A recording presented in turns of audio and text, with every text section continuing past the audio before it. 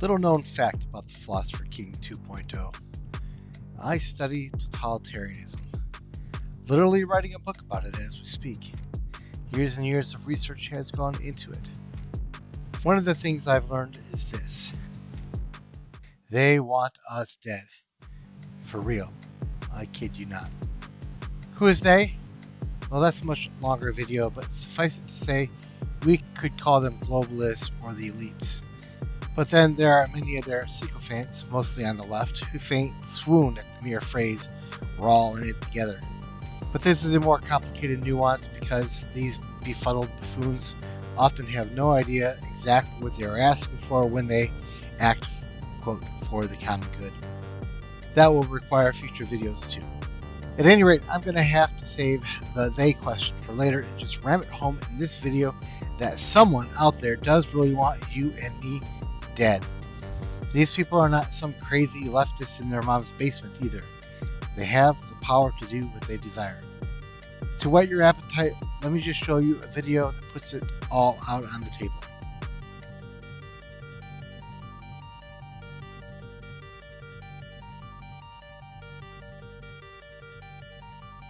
This is unbelievable. Just sit and think about it. How long ago was it we passed 6 billion? We're now almost at 6.5. Another 5 years will be 7. All we can hope for is that AIDS epidemic kills a lot of Africans. They've all got it. Or even better, that Ebola mutates to be airborne. And there's a massive epidemic around the planet, killing 90% of us and knocking us back to a population density that's reasonable.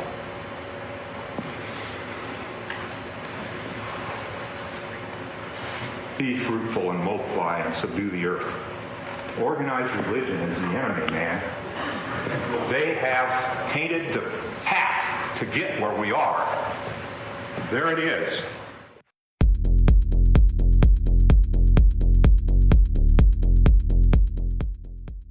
So that is the recently deceased Dr. Eric Pianka.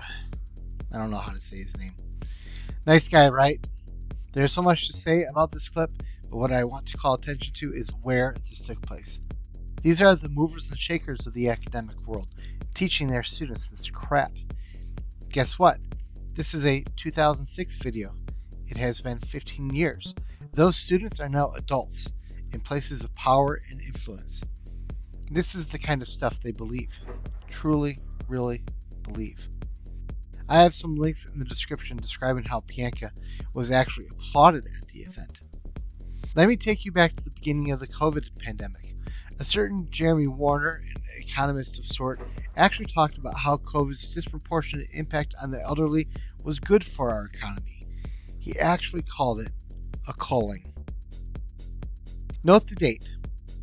As an aside, at least I think it's an aside, observe how it was known so early on just who the vulnerable people were during the coronavirus outbreak. They tried to tell us that the lockdowns were necessary because we didn't know enough yet. That's a lie. We all knew just who was vulnerable and not vulnerable. But I digress, I think. Warner would go on to laugh off his comment. Like I said, I don't think the people who talk like this have really thought about what they are proposing. It is probably not as important to dwell on individual quotes as it is to show how they illustrate a mindset, a worldview. There are a huge number of people who think in such dehumanizing terms, who further think that there are too many humans. These are people who believe that some lives are unworthy of life. Not coincidentally, I think they almost always believe that they are the ones smart enough to figure out just whose life is unworthy, and somehow, for some reason, it never is theirs. While the next person isn't necessarily calling for anyone's extinction, I want you to see how it is that these people think. Look at this racist. And if you kick every Latino out of this country, then who is going to be cleaning your toilet, Donald Trump? Oh, in the sense that, you know what I mean? Like when I'm saying there's more jobs to be in LA, they always but they don't. Latinos are not only the only people I didn't mean doing it like that. Come on. No, I would never mean it like that. in the sense that she must have seen the reaction on the faces of the others, and it slowly dawns on her what she just said. Then they try to bail her out by putting a more respectable spin on it. You can tell that she thought she was going to make a slam dunk, unanswerable point, and then, hearing it out loud, she realized just how disgusting her racist views really were. I didn't mean it like that. Because, of course, a liberal could never be a racist. Anyway, that's not why I'm showing you this clip. Pay attention to the elitist mindset on display. It helps you understand the real reasons why liberals and progressives support unrestricted illegal immigration. They know full well that demographically, our population is shrinking. Liberals and progressives in particular have a much lower birth rate than the rest of the population because, to be blunt, they are more likely to abort their own offspring. That is, abort their own voters. So they know they need new voters to replace the ones they aren't birthing. So yeah, they need to import new voters. But more to the point, they fully understand that there are fewer and fewer people in the country, which means there aren't enough people to do all the work that needs to be done. So who's going to fix their toilets and mow their lawns? Then who is going to be cleaning your toilet, Donald Trump? They sure as hell don't want to do it. They know exactly who is worthy and who is not. And they are the sole arbiters on the matter. They want most of us dead. They almost all think there's too many of us. But they're going to leave some of us around to, literally, clean up their shit. They are above that sort of thing, you know. To really see this in action and how it relates to the desire to actually cull the population, take a look at what is going on in Canada right now. This is from a news article in December of 2022. The New York Times article is behind a paywall. So in other words, I couldn't verify it, but it comports with other things that I've learned. Links are in the description. The doctors are proud of it. Take a look at this news story headline. This is all eerily reminiscent of the viewpoints of two German doctors, Doctors Binding and Hack, who penned a book called Allowing the Destruction of Life Unworthy of Life. They wrote this in the 1920s, basically calling for doctors to be allowed to kill people who had become useless eaters. You know, for their good, the useless eaters, and for the economy, because of all the money that was being wasted on, keeping old people alive. And their timing couldn't have been better, right? About 12 years later, a certain Hitler would come to power, and he would agree with those doctors and actually put it into action. I mean, what could go wrong? It's science. Now, I doubt the good docs saw the irony, but one of them lived long enough to see one of their own relatives euthanized. The whole thing would culminate in the little-known T4 project, which killed unknown hundreds of thousands of Germans, not Jews, fellow Germans, years before they started killing Jews. These are all very, very dangerous ideas, you see. You've got people who don't think people have intrinsic value, who wish 90% of them were simply gone, and presume to be in a superior position, which lets them decide who we should keep and who should go. I ask again, what could go wrong?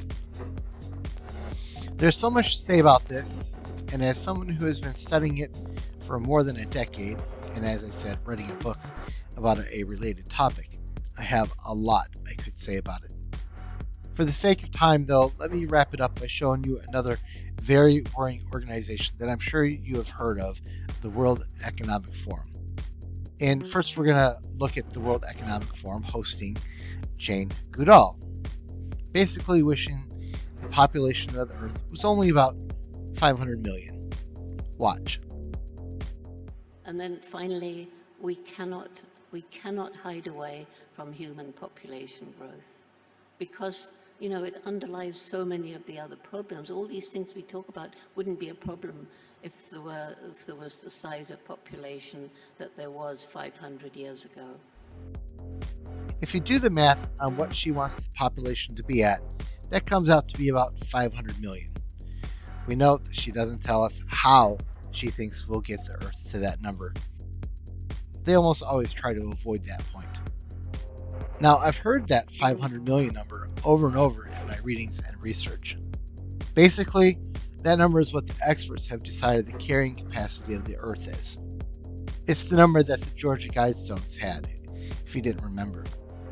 So we have a population of 8 billion, and they think we have an urgent need to get us down to 500 million, and they think they are morally justified in doing it, ASAP, before the Earth dies.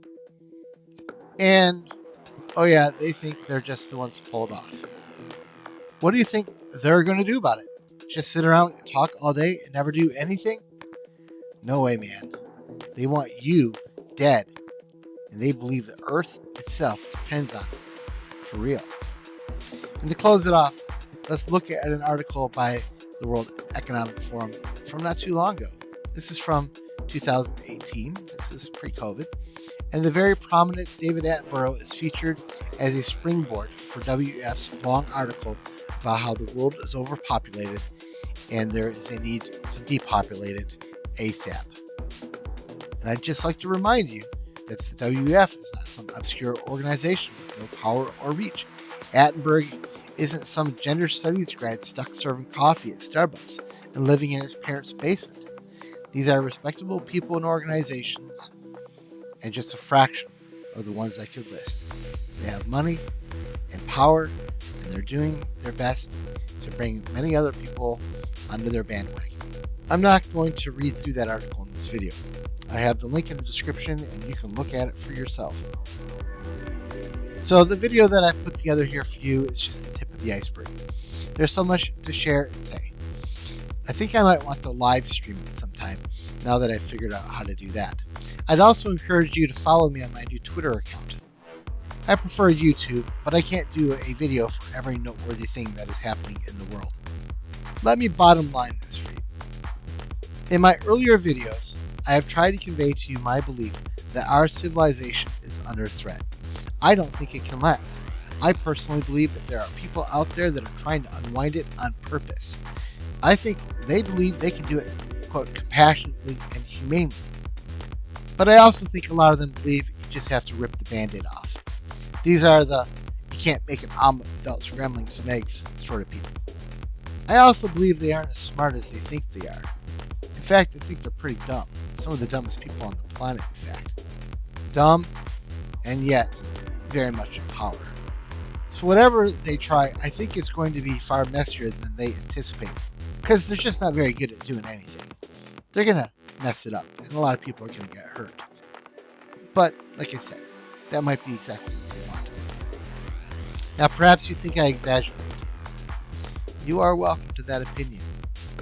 But, you've been warned. I have a ton of links in the description for this video. I'm also going to upload separately the videos I use in this one, so you can link directly to them as your needs require it. Give me a little time to do that. I'll update this video with the links to those as well in the description once I'm done.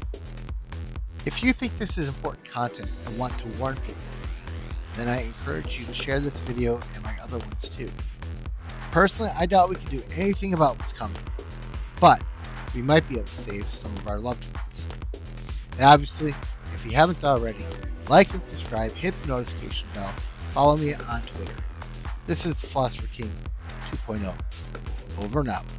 For now.